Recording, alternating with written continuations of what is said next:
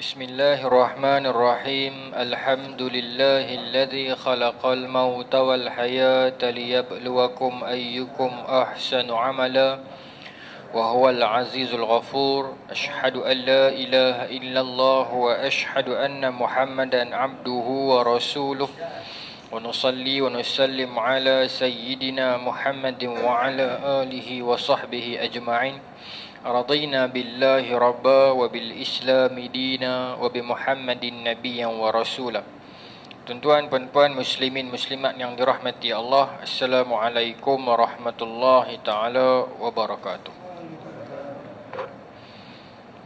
InsyaAllah tuan-tuan dan puan-puan, ibu-ibu, ayah-ayah, muslimin yang muslimat yang dirahmati Allah, InsyaAllah malam ni kita akan menyambung lagi kita punya perbincangan kitab kita Hadar al-Alamul Islami, yang mana kita membincangkan dalam kuliah ini ialah berkenaan dengan sirah, berkenaan dengan geopolitik, begitu juga dengan orang kata apa ni, pemikiran, insya-Allah.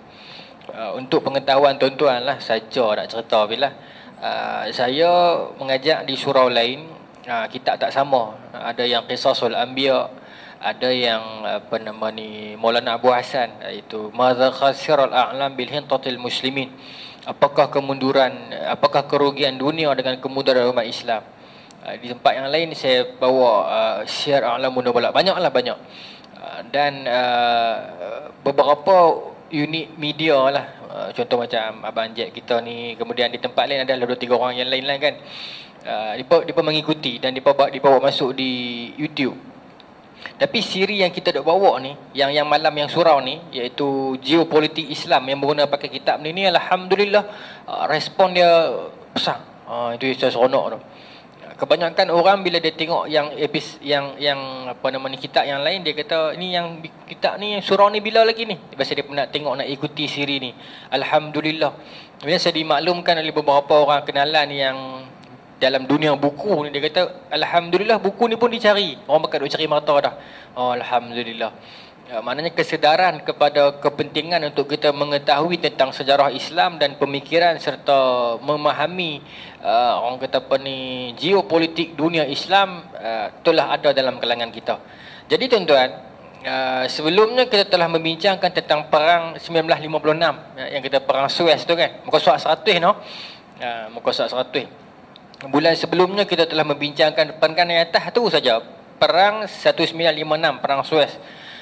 Kalau tuan-tuan ingat, kita dah bincangkan secara umumnya Islam menang lah masa perang tersebut. Ini kita nak sambung perang seterusnya, perang 1967, ataupun perang ini lebih dikenali dengan nama Six Days War, perang 6 hari. Perang ni lah 1967. Malam ni kita nak masuk kepada perbincangan perang 1967. Namun kita tak membincangkan tentang perang sahaja. Seperti selalu kita akan membincangkan tentang apakah yang berlaku pro and post, sebelum dan sesudah peperangan. Kita tak mau nak cerita dalam perang tu apa jadi saja. Kita nak tahu agar benda tu dapat membentuk pemikiran kita dan membawa kita keinsafan, insya-Allah. Baik, saya baca no. Perang 1967.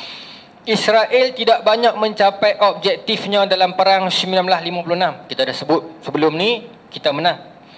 Oleh itu ia bersedia untuk mencetuskan perang susulan yang boleh merealisasikan harapannya dan menghalang beberapa bahaya yang melambai-lambai di ufuk. Antara faktor kepada perang yang ingin dilancarkan, faktor yang membawa kepada perang 67 ni, yang pertama secara mudahnya adalah, orang mudah kata nak repeat lah. Orang Israel ni nak repeat balik. Pasal tahun 56 mereka kena, tahun 67 mereka kumpulkan kekuatan, mereka nak repeat balik. Itu antara bahasa mudahnya lah. Dalam bahasa bukunya bagaimana? Yang pertama dia kata apa? Keinginan untuk meluaskan kawasan. Di atas asas ini, perluasan negara dengan pertambahan imigran Yahudi dilaksanakan. Untuk itu, bumi baru mesti dimiliki. Sebab sesudah tahun 47, 45 hingga 47, peristiwa kemasukan orang Yahudi tidak berhenti. Kemasukan orang Yahudi, satu family demi satu family masuk ke tanah Arab ini. Jadi bila dah kepadatan orang Yahudi ada di tanah Arab itu, maka mereka memerlukan kawasan yang lebih. Itu antaranya. tanah lah. Okay. Saya baca sekali dulu sekali kita tengok perbincangan dia. Nombor 2, tujuannya juga kerana apa? Kerana memindahkan air sungai Jordan, melaksanakan projek Tasik Al-Haulah, memperoleh dan memanipulasikan Bukit Golan. Okay, nombor 2. Yang ketiga, membantai penentangan Palestin yang kembali muncul. Ketika ni orang Palestin kembali membuak-buak semangat perjuangan mereka. Yang keempat, membantai Syria, ekoran krisis keselamatan yang timbul dengan Israel dan memberi pengajaran kepada Syria. Yang kelima, memaksa Arab menandatangani perjanjian damai yang kekal, menamatkan situasi perang dan menikmati ketuanan ke atas bangsa Arab. Itu antara 5 faktor yang membawa kepada perang. Ini yang tercatat dalam buku lah. Tetapi kalau kita kaji secara keseluruhan geopolitik Arab, faktornya banyak lagi. Ini faktor bagi pihak Israel, saya kira. Ini faktor bagi pihak Israel. Tetapi kalau kita nak kaji faktor tercetusnya perang dan kekalahan umat Islam tahun 67. Saya siap. Kita kalah 67 ni. Bukan kata kita tak kalah. Habis dataran Sinai semua boleh ke Israel. Nanti bila tahun 79, perjanjian tahun 82 baru dapat kat Mesir balik. Okey, baik. Kita akan bincang yang tu detail lagi. Kita nak baca dulu apa yang polemik yang berlaku masa ni. Untuk itu Israel mula melakukan persediaan sementara yang ni kita nak pergi ni. Sementara dunia Arab hidup dalam keadaan kucar-kacir. Sebenarnya dalam tempoh tahun 61 towards tahun 67 ini Arab sedang kucar-kacir. Kenapa? Kerana mereka telah dihanyutkan oleh kemenangan tahun 56. Bila daripada menang tahun 56, mereka mulalah orang tua kata apa? Kepak dadah. Masing-masing nak jadi tuan kepada Arab. Sahibul Arab, masing-masing nak claim dia ialah the leading nation of Arab. Pakat jadi lagu tu, pakat pecah habis. Kucar-kacir, perpecahan politik dan kelemahan persediaan tentera. Sebab bagi mereka kita telah menang, Israel takkan berani kacau kita lagi, maka persediaan tentera tak berapa nak ada dah. Kita tidak memfokuskan kepada persediaan ketenteraan. Meskipun perang tidak berlaku, tetapi tentera perlulah berada dalam setiap masa kesiapsiagaan kerana mereka benteng negara. Sebab tu kita kalau boleh orang yang buat jenayah berat-berat pada kita duk kurung saja dalam penjara tu kan. Kita basuh otak bagi kerja penjara tentera ke apa ke kan. Kita make use of orang. Saya tak pun nak setuju kalau aset-aset yang bernilai kita kurung. Bukan kita tak bagi penjara tu. Tapi kalaulah kita boleh salurkan ke tempat yang lebih elok, yang lebih kita dapat balik profit kan. Saya contohlah, bukan kata orang sajalah, termasuk aset yang bersifat macam bangunan ke apa ke, kita tak boleh tengoklah kalau benda tu dia dibiarkan macam tu saja. Depan mata kita, saya tak tahulah kot saya orang luar. Tapi saya duduk lalu kot ni, quarters guru Taman Seri Serdang kan. Saya duduk lalu hari saya sakit lah. Saya rasa tengok, kita ni anak-anak muda nak beli rumah punya susah kan. Loan punya susah. Saya ke 41 dah tuan-tuan, grade. Bukan umur, grade. Tapi tak lepas lagi. Tak lepas lagi. Susah lah. Tambah di Penang kan. Nak lepas kena beli di belah Padang Serai lepas. Maknanya kena tunggu setahun 2 lagi ikut baru naik gaji baru lepas. Jadi bila kita tengok ada aset-aset yang bukan terbengkalai, lengkap tu kan? Terbiar, bukan terbengkalai, terbiar. Ini satu, banyak lagi di seluruh Malaysia ni. Kalau tuan-tuan duk naik kereta kod Bukit Mentajam, ingat tak dulu ada supermarket besar Mayang Sari ke Mayang apa bukit dalam Bukit Mentajam tu, zaman Ibrahim dulu. Bukan Looking Good ke yang tu? Kompleks Mayang kan, nama dia besar tu. Kalau kita naik daripada Al-Qaria tu, naik flyover tinggi tu, duduk belah kini kita. Kompleks Mayang kan nama dia kan. Supermarket besar. Yang tu biar macam tu ya. Banyak lagi bangunan-bangunan lain. Yang kalau kita make use of semua benda tu tuan-tuan, kita pergunakan, kita rasa tak susah . Saya rasa kita tak susah. Kat Gamor kan nama dia. Gamor yang belah sini tu kan. Dia nak pergi Alma betul-betul jalan pergi Alma. Besar tu kan, warna merah susu tu. Naik flyover tu. Mayang kan nama dia kan. Itu satu. Dan di Perda pun ada yang dulu bekas Jasko lama tu kan. Kalau kita boleh make use tu kan, banyaklah kita boleh mempergunakan. Sebab tu saya selalu saya sebut dalam tulisan-tulisan saya, Malaysia tak miskin, tapi kita banyak membazir. Saya sebut Malaysia sebab saya rakyat Malaysia lah. Saya bukan nak hina negara sendiri. Saya rasa negara lain pun ada lebih kurang masalah yang sama. Tapi kita banyak mensia-siakan aset yang kita ada. Banyak tuan-tuan kalau kita nak kira no. Mungkin kerana birokrasi dan sebagainya menyebabkan benda tu, akhirnya dia berlalu macam tu saja. No? Dulu kami duk kaji kompleks kerajaan Jalan Duta. Selepas dah pindah pergi Putrajaya, kompleks tu tinggal beberapa kerat saja.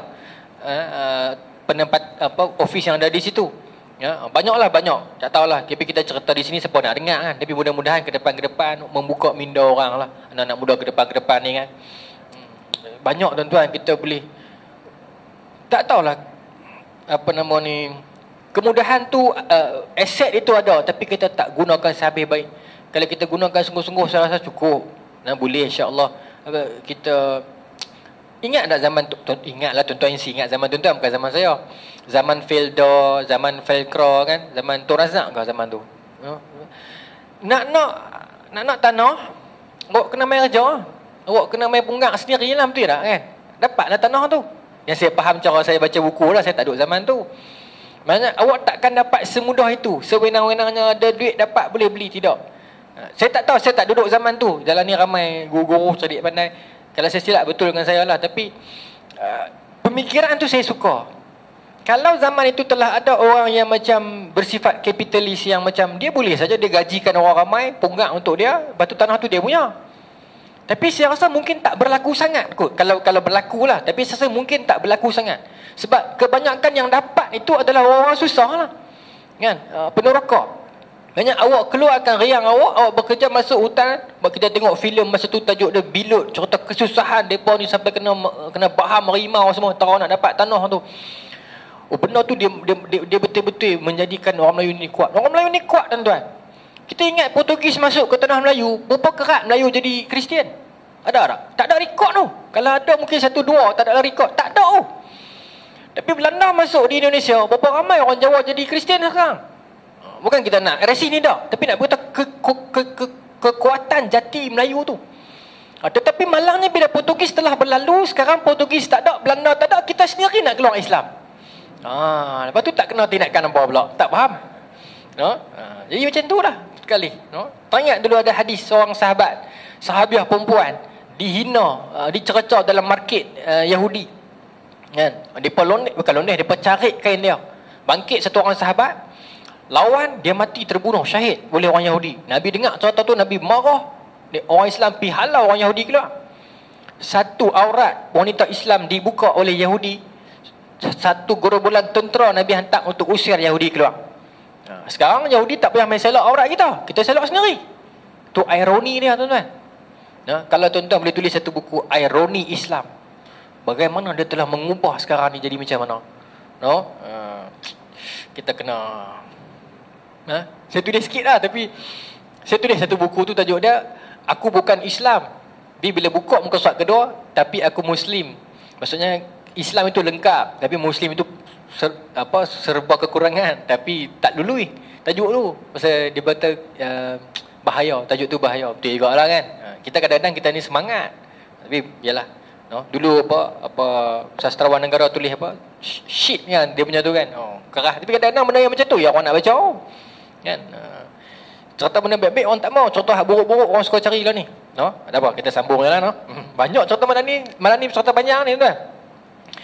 Baik. Okey, jadi rejim pemerintah sibuk dengan konspirasi, penggulingan kuasa dan persaingan, di samping melontarkan idea yang menipu dan mengangkat slogan palsu. Yang ni cukup kena tuan-tuan, orang politik zaman itu, saya buta warna, saya tak ada parti, tapi pilihan raya saya turun. Tapi bila kita cakap malam ni neutral. Orang-orang politik zaman itu, mereka sentiasa menjaja kepentingan mereka itu dengan melaungkan slogan palsu. Dan slogan itu pasti bersifat populis dan memenangi hati rakyat. Misalnya, tuan-tuan tengok di bawah. Contohnya, slogan campak Israel ke laut. Siapa yang tak suka? Slogan apa? Pembebasan Palestin. dan tunggu kemunculan Salahuddin yang baru yang bakal mengajar Yahudi. Oh, kira orang politik Arab zaman itu masing-masing menjual slogan yang bersifat keagamaan, yang bersifat populis, yang menyebabkan orang tertarik. Maaf sebut, politik sekarang pun begitulah. Bila mereka di bawah, mereka akan sentiasa menjualkan slogan-slogan yang menyebabkan orang akan minat kepada mereka. Kita akan menegakkan keadilan untuk beliau, untuk arwah dan sebagainya. Tetapi bila mereka diangkat, dia akan sengak begitu saja. Bukan kita kat mereka. Orang yang di sekarang pula begitu. Sekarang orang ni pula duk jual arwah pula. Saya sebut tu lah, arwah Adib, senang. Esok mereka ni naik balik, sengak balik pula. Begitulah permainan orang politik. Ya? Apa sahaja yang boleh dijual, mereka akan jual. Dan malangnya kita tak jemu-jemu membeli daripada mereka. Ya? Baik. Dunia Arab juga memperhebatkan nada perang dalam pidato mereka. Sebab masa ni slogan perang, slogan nak tibai Israel cukup laku. Cukup laku. Tuan-tuan tengoklah kalau satu hari dua ni tiba-tiba semangat orang Islam sokong Palestin tiba-tiba muncul dalam sebulan dua ni, tuan-tuan akan tengok pakat usung darah Palestin pula apa ni? Parti mana pun. Depa lah pejuang Palestin. Jadi begitu pula. Ya, baik. Masing-masing pakat jual macam tu, langkah mempamerkan kekuatan angkatannya dengan sangkaan mereka akan menakutkan Israel dan Barat. Khalayak ramai pula tertunggu-tunggu kemenangan yang dijanjikan oleh para pemerintah sehingga hampir hilang sabar. Bila mereka dah menang, mereka dah dapat tawan hati rakyat, maka mereka menang dan mereka slow. Mereka tak ambil tindakan susulan. Israel masih selesai di situ.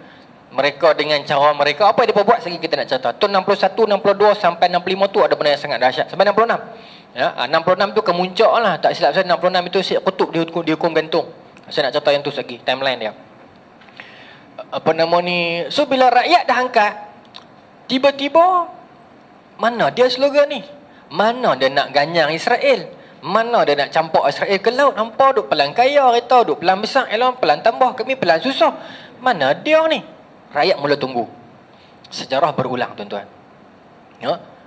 Sehingga rakyat hilang sabar. Hampir hilang sabar. Ya? Tiba-tiba mereka dikejutkan oleh serangan kilat Israel ke atas lapangan terbang Mesir. Kita nak stop itu dulu. Tiba-tiba tu tunggu saat. So rakyat hilang sabar. Kadang-kadang pelaksanaan enforcement of law itu kadang-kadang tak kena macam apa yang mereka janjikan selama ni. Sekarang tengah ada isu exhaust bising kena 2,000. Saya tak tahulah, saya bukan orang politik, tapi benda tu kena perincikan lagi.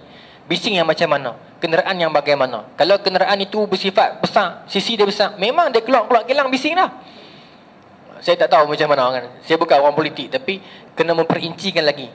Saya sembang dengan 2-3 orang yang duduk di bawah. Kita anak muda, kita ramai kawan-kawan yang kerja naik motor, pergi kerja kilang, petang-petang, kawan. Kita banyak bersembang. Cerita kat saya, kata, Ustaz, benda ni pun besar juga masalah. Dia kata, kami naik motor ni, bunyi bukan pipe. Orang kata pipe make up ni. Bukan kita, make up masa akademik dia apa? Renovate lah kot, no? Bukanlah kita modify. Renovate tu rumah. Bukan kami modify bagi orang, bising. Kita pun tak suka, saya pun tak suka. Kita ada anak kecil. Tapi kadang-kadang setengah motor tu dia bunyi RZ, tuan-tuan. Standard pun dia bunyi kuat dah. Kan? Jadi duk cerita kat saya, kata, Ustaz, mereka ni duduk di atas ni, mereka tak rasa apa anak muda, bukan anak muda lah, 50 pun dah naik motor di tempat kerja. Kalau enjin senyap sangat di atas highway tu, kereta tak perasan kami. Dia tukar lorong suka hati lah. Dia kata lagu tu pula. Betapa pentingnya ada bunyi motor tu. Kadang-kadang kereta ni orang balik kerja, pergi balik kerja, orang mengantuk, orang nak keluar lorong suka hati, dia tak perasan motor, berapa banyak dah. Kadang-kadang bunyi motor tu mengejutkan mereka. Oh, alert. Alam mereka yang okey ada orang. Saya tak tahulah itu pendapat mereka lah kan. Saya suarakan pasal tuan-tuan pun ada, video pun ada, orang boleh dengar. Tapi itulah, kita pun nak kata lawan, tak lawan sangat. Betul juga, kadang bising sangat pun semak perut juga. Jadi sebab tu saya kata kena memperincikan betul-betul bising yang macam mana. Tidak, satu hari nanti tuan-tuan, dia benda ni akan meletup ni. Benda ni akan meletup. Sebab peluang pekerjaan tak ada. Ya, kemudian maaf sebut saman yang sampai 10,000 dan sebagainya tu, dia akan meletup juga. Ya, cuma tak tahulah, dia macam tunggu masa. Tak tahu kalau benda ni boleh selesai lah. Okey, tapi saya nampak kalau tak selesai awal ni, kalut kat kita nanti ni ke depan ni. Sebab bila pekerjaan kurang, masalah sosial akan meningkat. Kecurian akan naiknya, confirm. Jenayah akan berlaku. Sebab tu pentingnya ekonomi. Jenayah akan berlaku. Masalah sosial. Saya duduk di sekolah sebagai seorang kaunselor. Kita berhadapan dengan masalah sosial. Sekolah saya alhamdulillah tak ada sekolah agama, tapi di daerah saya, Allahu Akbar tuan-tuan, macam-macam kita dengar.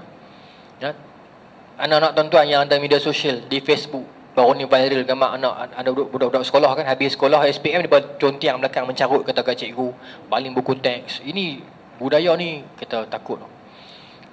Pasal ini generasi depan ni. Sebab tu kadang-kadang PLKN ni pun bagus juga. Cuma dia kena dapat kumpulan sasar yang betul. Kepung elok kan. Sekarang ni tuan-tuan, semangat, setuju tak dengan saya? Semangat cinta ke tanah air, tanya anak muda ada tak? Tak ada tu oi. Bukan kata ada sikit, tak ada tu oi. Tak peduli tuan-tuan. Ini saya buat kajian sendiri. Kita tanya siapa nama ni ni minta maaf saya sebut nama bukan sekarang, saya tanya zaman depa berkuasa dulu. Siapakah Datuk Seri Zahid Hamidi? Tak kenal ke tempat. Bukan seorang yang tak kenal, ramai. Maknanya tak ambil tahu tu. Zaman saya sekolah dulu, kita ambil tahu Syed Hamid Alba zaman-zaman dulu kan, menteri-menteri zaman dulu tu, top lah mereka tu, yang pakai bow tie tu apa, rumah dia besar. Kadir Syekh Fazil kan. Itu zaman saya sekolah. Ni zaman budak-budak. Kalau saya tanya tak kenal. Bukan kata saya pandai tak, tapi zaman dulu kurang-kurang kita alert juga satu dua orang tokoh pemimpin, regardless of parti dia pilah ni dia ni pemimpin kan. Tak kenal, tak peduli. Najib dia kenal pasal viral kan, tapi dua tiga orang tokoh tak kenal. Menteri Pendidikan tak kenal. Oh risau. Maksudnya kematangan itu tidak ada. Kemarin viral bergaduh budak-budak muda ni pasal futsal tuan-tuan. Futsal ni serta betul ni kemarin baru jadi. Main futsal bergaduh, bawa main 5 biji kereta, main pukul kawan tu, bawa kambing. Okey, bola sebiji je. Malaysia ni. Di Palestin, anak kecil tak ada geng, satu batu je kawan dia lawan dengan satu terang Israel tu. Betapa kita tak ada kematangan tuan-tuan. Kematangan tak ada dah. Walaupun sekarang ni anak-anak kita pandai-pandai, tapi kematangan itu tidak ada lagi. Saya nampak macam tu. Walaupun dia kata 5, kata 6, pandai dah banyak, tapi kematangan itu tidak ada. Tu kita tak cerita lagi tu. Bila dah menikah, nak berkeluarga. Kita dulu kan lepas menikah ni, mak kata, hang kena pergi susun rumah papa menakan. Pergi seorang. Lalu benda ni tak ada dah. Jangan kata susun rumah papa menakan. Hari menikah pun kaluk dah dengan kat rumah. Dia tak tulis dah ni. Orang duk makan. Pengantin mana ada pak menakan, mana dia mak menakan, mana ada tok menakan, belah perempuan, belah jantan. Siapa pun tak kenal. Dia duk kaluk ambil mak tu. Tak salah tu, minta maaf kalau ada anak perempuan. Tak salah, tapi kena ada batas juga. Pasal ke depan ni nak kena kuat soft kita ni. Boleh ambil gambar, tapi patut-patut badan. Kalau sampai dah pukul 12 nanti sampai pukul 6 duk layan tukang ambil gambar ya. Sini ada tok menakan, ada mak saudara, keluarga belah-belah perempuan, keluarga belah jantan kita tak kenal. Masa bila lagi? Lah sibuk kerja, laki kerja, perempuan kerja, anak-anak lagu mana? Tuan-tuan, benda ni susah kata macam bom jangka. Macam bom jangka. Tidak, kita akan jadi macam negara barat.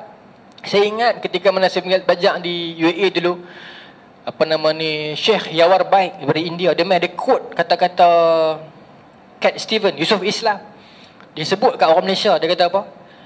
Saya heran tengok orang Malaysia ni, orang Islam Malaysia ni, dia begitu mengagungkan tamadun barat, dia kata, orang barat. Sedangkan barat ni seperti sebuah kapal yang nak karam, yang sedang karam, tiba-tiba orang Malaysia main terjun atas kapal tu, dia kata.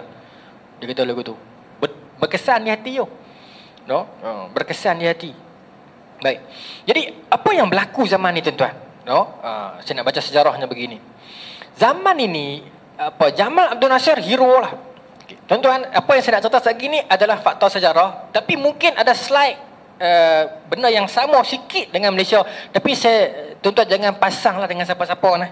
Jangan kata ustaz kata kat menteri ni tak, saya tak kata.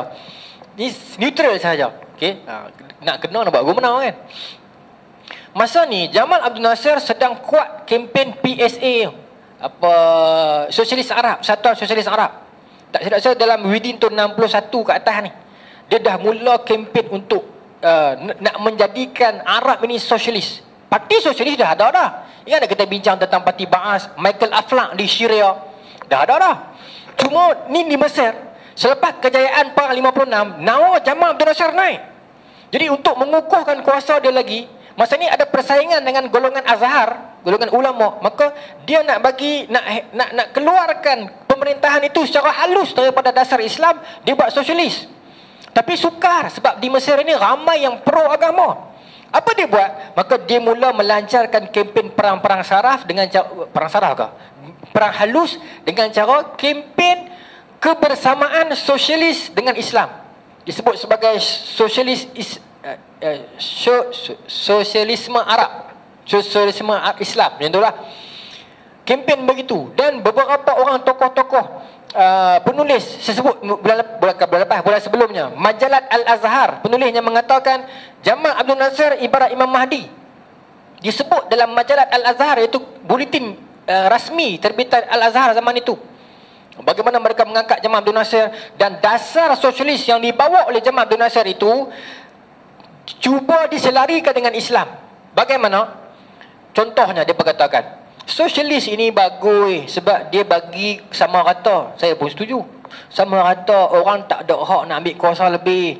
Nah, macam Islam lah, Islam kita semua ni sama. Nah, yang membezakan kita di sisi Allah ni cuma takwa. Tak bagus kan lagi sosialis ni tolong orang miskin. Bagus tak? Bagus. Siapa yang tak terpikat dengan kempen begitu? Bila ulama pula mengeluarkan kata-kata yang demikian. Nah, namun malangnya yang berlaku adalah dia ada perbezaan yang ketara antara sosialis dan Islam. Kalau orang telah memakai Islam secara keseluruhan, nescaya dia merasakan sosialis itu sekadar idea yang kontang dan tidak bererti. Sebab apa? Sosialis, bila benda tu diterima di Mesir, walaupun tak secara keseluruhan, tapi diterima, maka mulalah Jamal Abdul Nasir menggunakan dasar sosialis Islam itu untuk merampas rata-rata orang kaya. Sedangkan Islam, dia ada cara. Orang yang kaya, dia tak boleh kaya seorang. Dia kena salurkan. Berapa persen daripada harta dia jadi zakat. Dia ada mah, berapa persen jadi zakat. Berapa ton ni nasab dia? 800 gram kan? Haul ton ni. Dia mah pun kena bagi, harta rikas, tanaman, zakat pendapatan. Itu Islam yang tidak menghalang kekayaan dan tidak mengabaikan orang miskin. Itu Islam. Berbeza dengan sosialis yang dia agak kerah. Orang tak dibenarkan menjadi kaya. Sebaliknya harta tu kena dipulangkan kepada kerajaan. Kerajaan akan membahagikan secara adil. Satu segi bagus sosialis ni, bukan tak bagus langsung. Sebab tu saya kadang-kadang agak boleh terima lah di sudut mempercukupkan kelengkapan orang kata apa, crucial kelengkapan ni, kelengkapan rukun ni. Macam rumah seorang satu kena ada dulu kan? Wajib ada dulu seorang satu. Sekian-sekian umur, sekian-sekian ni, okey, dia wajib dapat rumah dulu satu. Dipermudahkan untuk dia dapat rumah dulu. Lepas tu orang yang lebih tu nak buat rumah lain, tak apalah. Taman ada harga lebih sikit pun tak apalah. Tapi rumah pertama tu kena selesai dulu. Macam tu okey lah kan? Tapi sosialis ni satu sudut okey, satu sudut kurang okey. Macam menghalang orang kekayaan dan sebagainya tu kan. Tapi kalau kita serahkan kepada kapitalis sampai persaingan, risau juga. Lagi 30 tahun kita akan tengok, kita sudah tidak ada tuan rumah lagi. Semuanya akan menyewa sahaja. Lagi 30 tahun, kalau tak dikawal harga rumah, kalau tak dikontrol betul-betul, lagi 30 tahun kita cuma jadi nomad di tanah sendiri.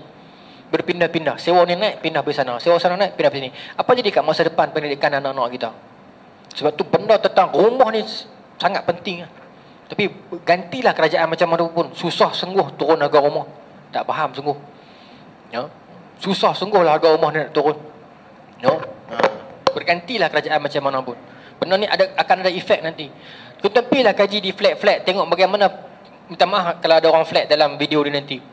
Tapi mereka akan mengesahkan bagaimana pembesaran anak-anak yang tinggal dekat flat-flat ni. Tuan-tuan, kita turun ke medan, kita tengok sini, kita jumpa, kita interview, kita merasainya tuan-tuan. Sukar main sembang dengan kita ni. Apa nama ni, duk rumah 2 bilik, laki perempuan mencampur ramai-ramai. Ayah tak ada, ayah pergi mana? Kursus dak, ayah kena tangkap. Tuan-tuan, kita susah hati. Duduk di bawah flat tu, di sanalah belajar macam-macam.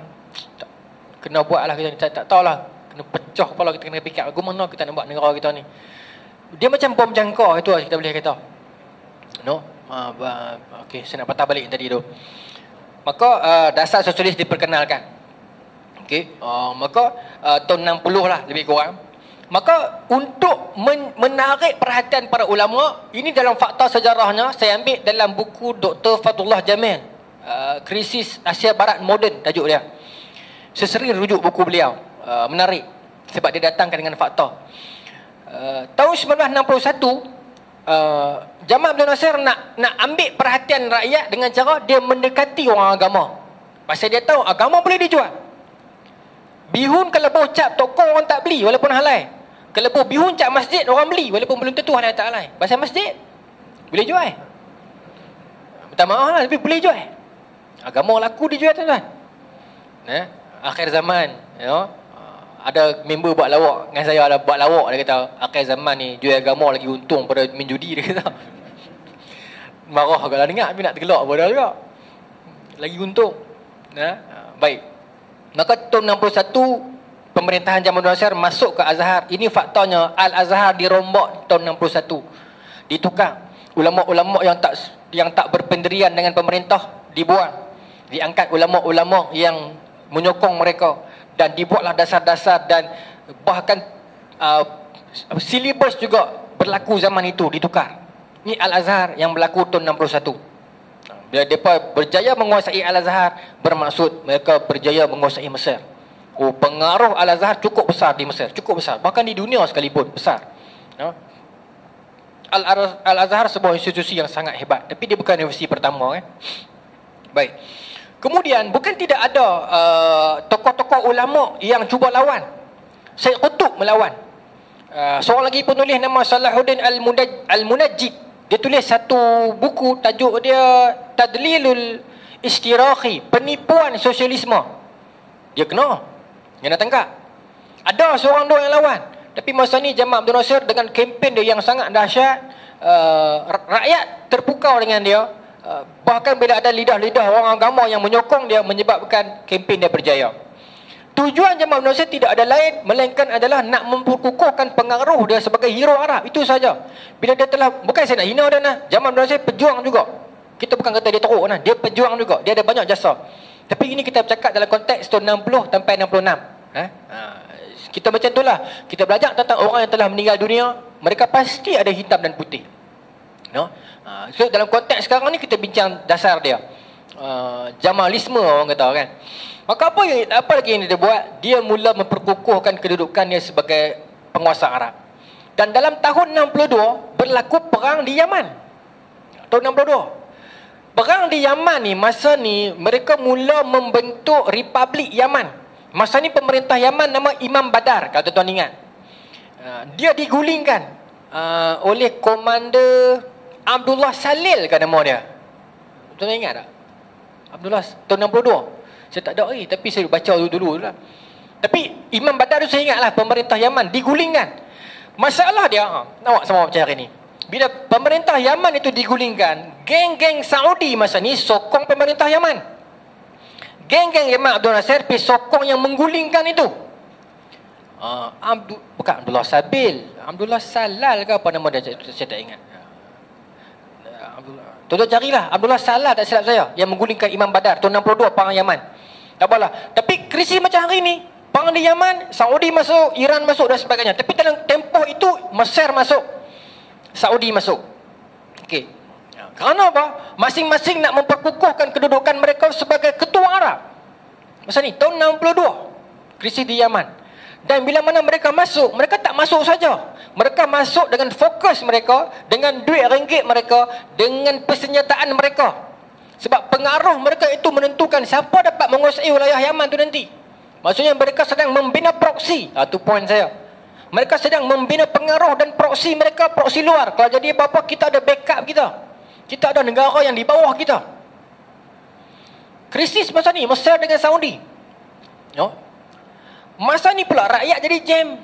Sebab duit ringgit Mesir ni banyak pergi keluar. Kilang banyak ditutup. Pelapor sudah tidak berminat lagi pasal dasar-dasar Jamal Abdul Nasir yang menghalang kekayaan. Mula rakyat mula nampak sikit. Itu berlaku tahun 62. Boleh ke? Boleh no? Dan tahun 63, kalau tuan-tuan ingat, di Syria Abdul Karim Qasimi masa ni. Dia kena tiba dengan geng mana? Geng Ba'as, parti Ba'as. Masa ni Saddam Hussein baru umur 21 tahun, tak silap saya. Yang dia pergi tembak Abdul Karim Qasimi tu. Lepas tu dia lari pergi Mesir. Tapi senang abang, tahun 63 Abdul Karim Qasimi kena jatuh. Poin saya yang tu lah. Abdul Karim Qasimi. Abdul Karim Qasimi ni bukan Syria, dia di Iraq tahun 63. Kemudian dalam tahun 63 juga krisis di Syria. Geng-geng Hafiz Assad, geng orang bagi golongan haluan kiri ni naik menumbangkan rejim di Syria. Zaman ini masing-masing nak membina pengaruh. Dan dua leading nation, Mesir dengan Saudi ni mula keluar modal. Okey, kita nak membina, nak perkukuhkan tapak kita ni. Okey. Idea tentang penyatuan tidak berlaku lagi, tetapi idea tentang perekrutan berlaku. Aku nak rekrut negara mana? Peproksian duduk bawah dia. Dia bukan penyatuan lagi. Okey, tapi dia peproksian, kalau saya boleh guna perkataan itu, berlaku. Okey, tahun 61, 62, 63. Itu yang berlaku dalam tempoh sejarah.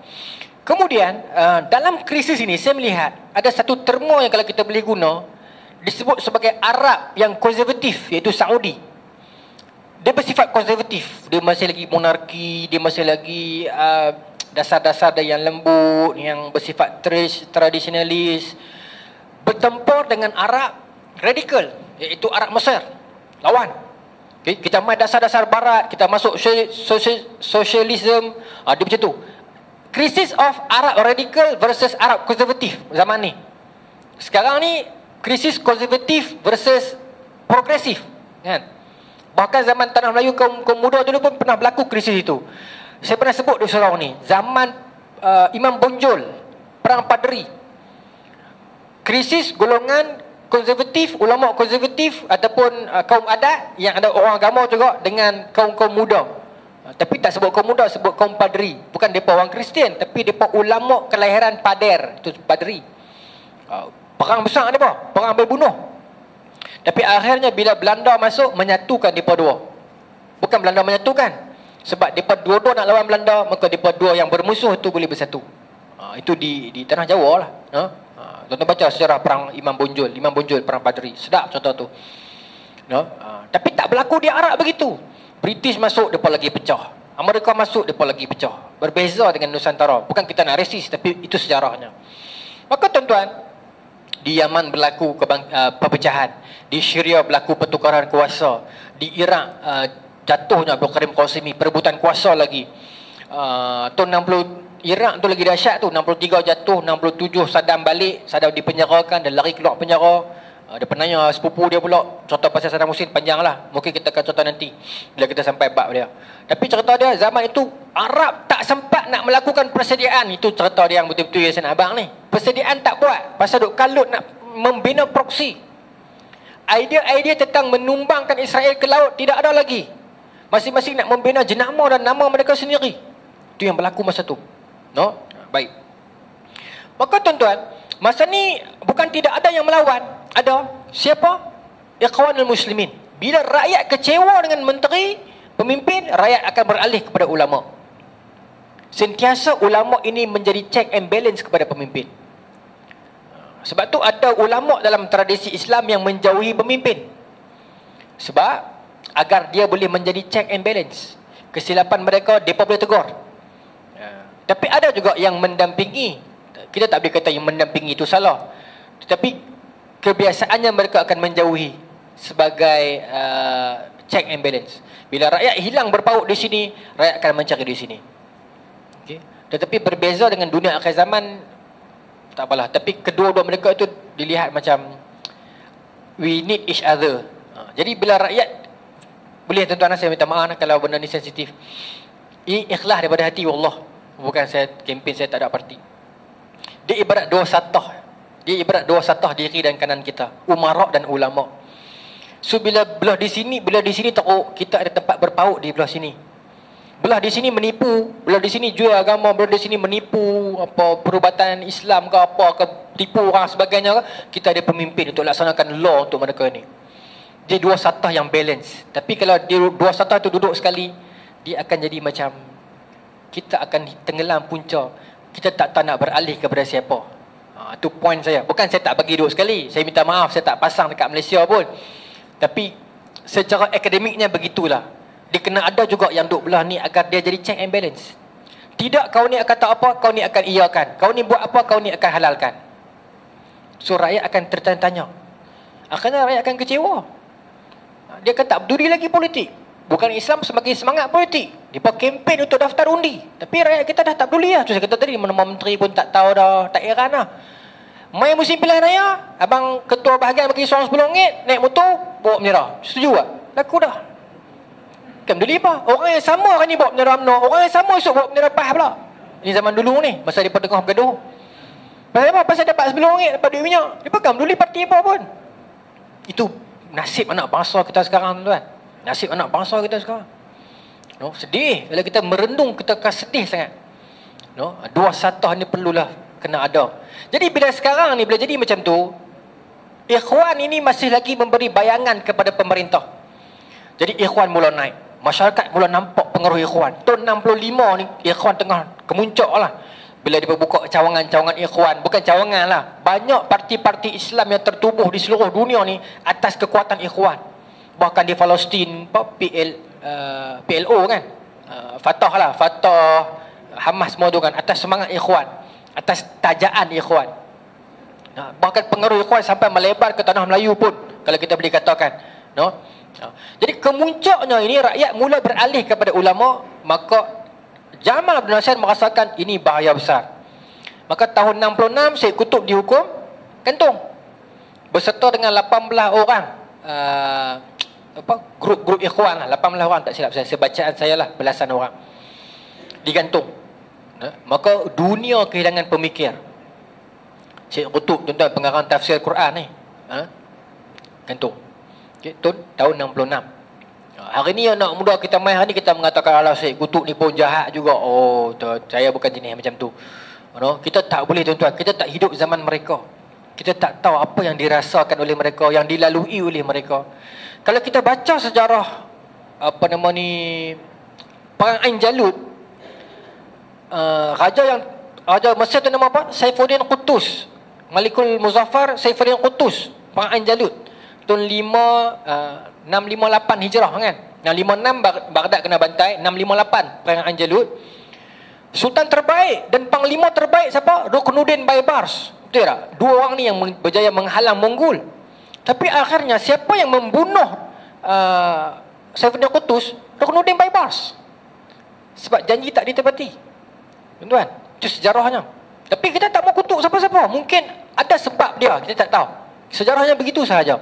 Ini disebut dalam Bidayah wa Nihayah oleh Imam Ibn Katsir. Begitu juga sejarah kita hari ni pun. Baik, saya nak bagi habis kat, saya tak apa, malam ni kita kena habis perang ni. Tahun 67 ni.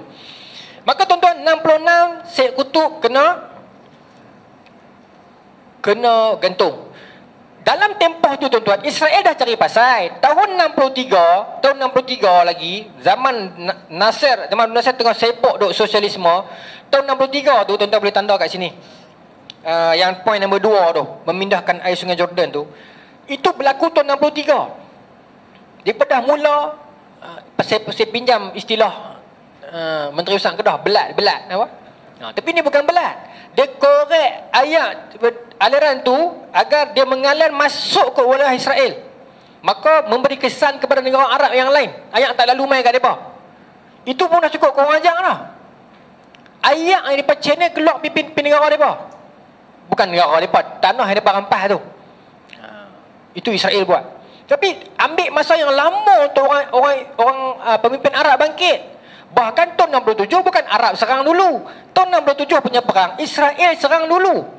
Israel pergi bom lapangan terbang tentera Mesir. Dalam dia tulis yang saya kata tadi tu, tiba-tiba tu. Kita berhenti kat tiba-tiba tu kan. Tiba-tiba mereka dikejutkan oleh serangan kilat Israel ke atas lapangan terbang Mesir. Itu. Maknanya mereka cari pasal dulu. Walaupun mereka dah cari pasal dah tahun 63, Arab tak serang lega, tak bangkit juga. Lah kali mereka sendiri yang main serang. Kalau kita baca secara logiknya, secara jantannya, 63 Israel korang ajak pergi ubah sungai masuk ke negara mereka sampai orang Arab kering kontang. Sepatutnya Arab dia pergi serang dulu. Tapi tidak. Tak serang-serang, duk bergaduh hang aku. Masa tu Jamal Abdul Nasir lepas dia gantung Syed Qutb, dia dapat tentangan yang hebat daripada masyarakat. Maka dia menyalahkan dia punya menteri masa tu. Nama dia Ali, bukan Ali Amir. Ali Amir tu Syed Kandak. Saya tak ingat, tapi Ali dia gantikan dengan timbalan Ali tu. Nama dia Zakaria Muhyiddin. Jadi Perdana Menteri baru. Muhyiddin juga ni, tapi Zakaria Muhyiddin jadi Perdana Menteri baru, menggulingkan Ali tu. Jamal Abdul Nasir presiden. Yang ni Perdana Menteri. Baik. Tuan-tuan ingat nama tu nah. Walaupun nama ni agak sukar malam ni, tapi penting. Sebab apa? Okey. Lepas tu bila Zakaria Muhyiddin ni sudi membina lah negara Mesir. Okey. Sedangkan Jamal Abdul Nasir sedang sibuk membina jenama dia, nak branding Jamal Abdul Nasir. Muhyiddin ni dia sibuk membina Mesir balik. Lepas tu bila mana dia tak dapat sokongan, dia terpaksa menulis surat untuk meminta bantuan Bank Dunia masa tu. Masa ni Jamal Abdul Nasir dengan angkuhnya mengatakan, kenapa kita kena pinjam kat Kapiang? Ini sejarahnya. Tapi dialog bukan begitulah. Dalam buku sejarah dia tak kata macam itulah. Tapi ni saya bagi bahasa dialog. Jamal Abdul Nasir tak setuju. Kenapa nak kena pinjam kat Kapiang? Muhyiddin Zakaria ni, Zakaria Muhyiddin, minta maaf, dia macam Menteri Kewangan lah ni lah. Dia bukan orang politik sangat. Dia kata ni teruk ni. Nak pinjam kat siapa tak tahu, nak pinjam kat negara Islam berpekat berebut habis aku. IMF ada. Maka Jamal Abdul Nasir masa sangat tercabar, maka dia memecat PM dia tu sendiri. Sedangkan dia sendiri tidak ada benda yang dia boleh gantikan. Dasar dia untuk tak mau minta bantuan orang kufar tu okey, tapi apa yang option yang awak ada? Yang tu yang masalah dia tu. Dia diberhentikan. Bukan Muhyiddin, Zakaria Muhyiddin ni. Ya, dia diberhentikan. Lepas tu tuan-tuan, bila berlaku begitu, tahun 67 berlaku perang. Saya tak berniat malam ni tuan-tuan nak cerita situasi perang tu nah. Yang tu tuan-tuan boleh dapat di internet. Situasi perang tu macam mana? Kalau saya boleh ceritakan sikit, Israel dia buat benteng dengan pasir. Pasir dengan lumpung. Yang sampai orang Mesir tembok tak jadi apa. Tembok lekat, tembok lekat, tembok lekat. Lalah tanya ulama. Ulama kata tembok dengan ayam. Baru runtuh benteng tu. Ulama penting. Walaupun mereka bukan tentera, mereka bukan ahli sains, tetapi mereka ada tu apa disebut ittaqu firasatal mu'min, takut dengan firasat orang beriman ni. Tuhan kurniakan kepada mereka kan. Itu peristiwa perang 6 hari itulah. Tapi saya nak cerita dalam tempoh peperangan itu Mesir kalah teruk. Yang terlibat Mesir, Syria, Jordan. Jordan. Yang paling teruk Ori Mesir lah. Saya baca dalam kurs sejarah 2/3 aset udara Mesir habis. 2/3 maknanya banyak tu. Dimusnahkan oleh Israel tanpa belum sempat aset itu terbang lagi. Maksudnya di kapal terbang, dia kena parking di lapangan terbang, kena orang. Baik. Kekalahan tahun 67 tu, saya nak ringkaskan pasal pukul 9, tapi situasi perang tu tak boleh baca, di internet pun banyak situasi perang. Kita nak cerita pemikiran ni, kenapa jadi begitu. Tamat perang tahun 67, Jamal Abdul Nasir satu orang pemimpin yang bijak. Dia keluar dari khalayak, dia kata saya ni tak bagus, saya ni buat macam mana, saya ada usaha dah nak menyelamatkan orang Islam, tiba-tiba jadi macam ni. Ini disebutkan dalam buku sejarah tuan. Kenapa jadi macam ni? Saya tak tahulah, saya ada usaha dah, saya sayang orang Islam, macam tu lah. Maka bila dia buat ayat teriak lagu tu, orang berkat teriak. Maka dia kata, kalau beginilah jadinya, saya umumkanlah saya letak jawatan. Tahun 67. Tahun 67, Jamal Abdul Nasir letak jawatan. Itu faktanya. Tapi bila dia letak jawatan, pakat berlari naik pergi kat pentas. Tarik mic. Jangan letak jawatan. Jangan. Macam sama. Tapi tak lari nak atas pentas. Saya rekod. Tapi memang rakyat Mesir tak bagi. Tuan-tuan buka lah buku sejarah. Tak bagi. Rakyat Mesir angkat spanduk, we want Jamal. Kami nak Jamal lagi. Rakyat Mesir terus lupa kesilapan dia sebelumnya. Yang kata bunuh Syed Qutb ke apa ke, lupa. Sebab dia bermain sentimen, dia bermain emosi. Saya sayang orang Islam, saya dah berjuang lah nak buat ke mana. Apalah kalau macam tu saya letak jawatan lah. Dia letak jawatan tuan-tuan, minta maaf sebut lah. Bosku terus ya. Orang bakal angkat terus. Orang lupa kesilapan dia. Orang angkat dia. Kami nak Jamal ni. Maka Jamal Abdul Nasir kata, tak apalah kalau semua orang nak saya kembali. Dia bukan nak letak sangat. Dia nak raih balik sokongan. Bila dia kembali naik kuasa, tahun 68 apa dia buat? Untuk Ini disebut oleh, saya sebut nama Dr. Fathullah Jamil, buku dia Krisis Asia Barat Moden. Saya beli di atas Pasar Chaurasta. Saya sebut tu. Buku lama, sekarang tak ada orang. Terbitan universiti, tak silap saya, dia bukan terbitan komersial ni. Tahun 68, dia penjarakan sekumpulan besar pegawai-pegawai elit tentera Mesir. Antara yang dipenjarakan adalah Jeneral Hakim. Jeneral Hakim ni kawan baik dia. Jeneral Hakim Amir nama dia. Kawan baik Jamal Abdul Nasir. Tahun 68 dipenjarakan. Dan fakta sejarahnya, Jeneral Hakim Amir ini mati bunuh diri dalam penjara. Wallahu ta'ala alam. Kalau kita baca versi yang lebih moden, dia berkata bukan bunuh diri. Sebab dia jumpa kesan kematian dia itu menunjukkan bukan bunuh diri tapi sabotaj. Pekaji-pekaji muda sekarang dia lagi advance. Dia berkata ini mungkin sebab Jamal Abdul Nasir nak tutup kesilapan perang dia. Jeneral Hakim Amir ni saja yang tahu rahsia dia. So dia perlu didiamkan. Wallahu ta'ala alam. Tapi itu yang berlaku tahun 68. Ya. Tapi poin saya adalah tahun 67 punya perang, 6 hari tu kita kalah. Kita kalah kerana apa? Kerana kita sibuk dengan apa? Kita ulang balik macam dalam kelas no. Slogan palsu, no, slogan-slogan palsu populis yang nak menarik minat, no, nak menarik minat. Kemudian kita kalah dengan apa? Kebijaksanaan, percaturan orang politik, perpecahan, masing-masing nak membina pengaruh dan proksi. Ekonomi juga antara puncanya, yang akhirnya menyebabkan tahun 67 kita kalah teruk dengan Israel. No? Tahun 67 tadi betul mana?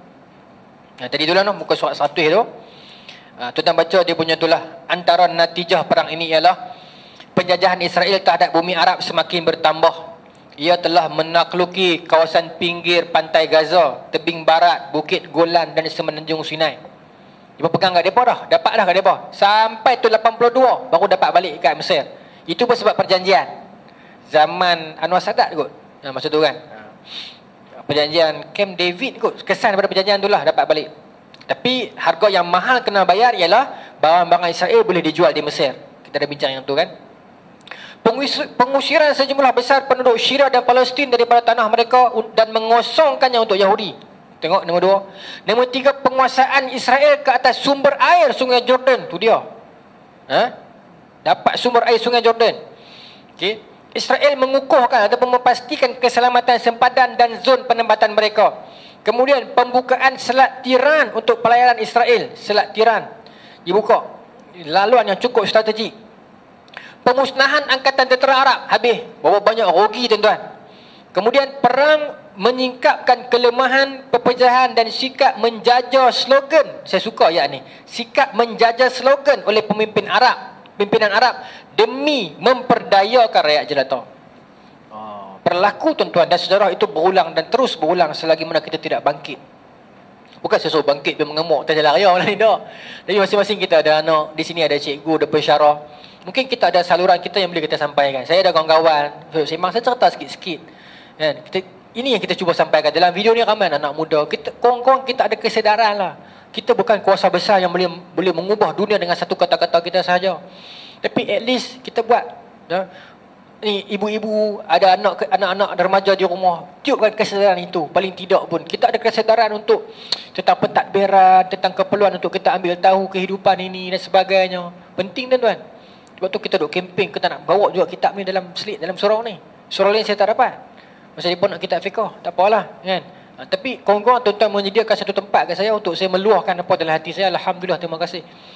Korang-korang berani sampai di rumah seorang-seorang dia tak naik semangat kan. Di sini kena semangat pula dengan bantuan tuan-tuan, ibu-ibu, ayah yang berpengalaman. Alhamdulillah. Jadi tuan-tuan minggu depan semangat tuan-tuan sampai minggu depan tu. Bulan depan puasa lagi. Dah, puasa dah. Kita puasa 13-14 kan. Tak bulan ni kita tengok macam mana. Saya bulan puasa saya tak dan lah. Pasal bulan puasa saya kena standby di asrama dengan budak-budak, no? Malam giliran saya tu tuan-tuan carilah ustaz lain, tapi kalau tak puasa lagi, kalau kita kuliah kita sambung. Minta maaf tuan-tuan, memang lambat sikit. Satu malam satu perang. Pasal kita bukan cerita perang, kita cerita intisari dia. Boleh silakan. Normalisasi kan. Boleh tak saya nak pinjam sikit soalan ni, 2-3 minit. Seronok soalan ni. Kalau kita baca sejarah Rusia pula ustaz ni kuih merepek ni. Tsar Nicholas kedua, saya sebut nama dia. Sebelum Rusia berlaku Bolshevik, masa tu kan di Britain berlaku revolusi, lepas tu di France kan revolusi. Okey, maka revolusi itu tajaan Yahudi lah. Revolusi Yahudi ni sejarahnya. Jadi Tsar Nicholas kedua nampak rakyat di Rusia yang Yahudi ni selagi mana mereka kena kurung. Mereka bukan dikurung, tapi mereka macam kampung baru tu, macam tu. Dia hidup dalam pengasingan. Dia ada satu istilah, saya tak ingat nama istilah tu. Duduk dalam pengasingan. Jadi Tsar Nicholas kedua, dia kata, kalau aku tak bebaskan orang Yahudi untuk hidup berasimilasi dengan rakyat Rusia macam secara normal, maka nescaya Rusia akan jadi macam Britain dan Perancis dan Amerika. Sebab masa tu orang Yahudi hidup terbuang di Eropah. Bila berlaku revolusi nak membangkitkan semangat orang Yahudi ni. Okey, baik. Jadi Tsar Nicholas kedua membuat dasar membuka pintu kepada orang-orang Yahudi yang duduk di Rusia untuk berasimilasi. Bermaksud boleh berkahwin, boleh bekerja macam orang lain, hidup jadi rakyat Rusia betul. Mereka tak jadi macam terbuang. Dulu mereka di Eropah ni terbuang. Apa istilah dia banyak? Tuan-tuan ingat tak? Yahudi ada macam perkampungan tertutup dia. Dia macam kampung baru, tapi dia satu perkataan je, huruf G kat depan. Tak sampai pula dah. Ghetto, terima kasih, ghetto. Ghetto. Dia duduk dalam ghetto dia apa? Ghetto. Jadi tuan-tuan, Tsar Nicholas kedua buat dasar untuk mesra. Ni saya nak jawab soalan macam ni. Okey. Jadi bila dia buat macam tu, dia sangka okeylah, tak berlaku revolusi. Tetapi bukan begitu yang diperjuangkan oleh Yahudi sebenarnya.